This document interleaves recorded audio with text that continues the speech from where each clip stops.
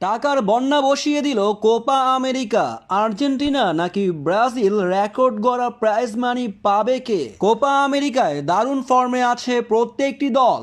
এবারের কোপায় জমে উঠেছে ম্যাচগুলো, যেখানে ব্রাজিল প্রথম ম্যাচ ড্র করলেও আর্জেন্টিনা জয় দিয়ে যাত্রা শুরু করেছে।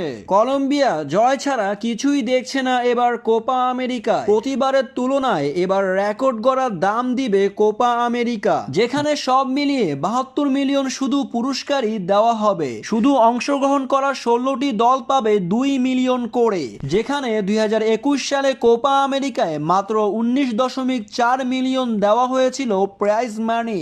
চ্যাম্পিয়ন দল আর্জেন্টিনা পেয়েছিল 6.5 মিলিয়ন ডলার। কিন্তু এবার আর তা নয়, দ্বিগুণ করে চ্যাম্পিয়ন দলকে দেওয়া হবে 16 মিলিয়ন ডলার। টাকার এক প্রকার বন্যা বসিয়ে দিল 2024 কোপা আমেরিকার ম্যানেজমেন্টরা। তবে কে হতে পারে 2024 সালের দক্ষিণ আফ্রিকার শ্রেষ্ঠত্বের এই কাপটির বিজয়ী দল? আপনারা আপনার পছন্দের দল কমেন্ট বক্সে অবশ্যই লিখে যাবেন।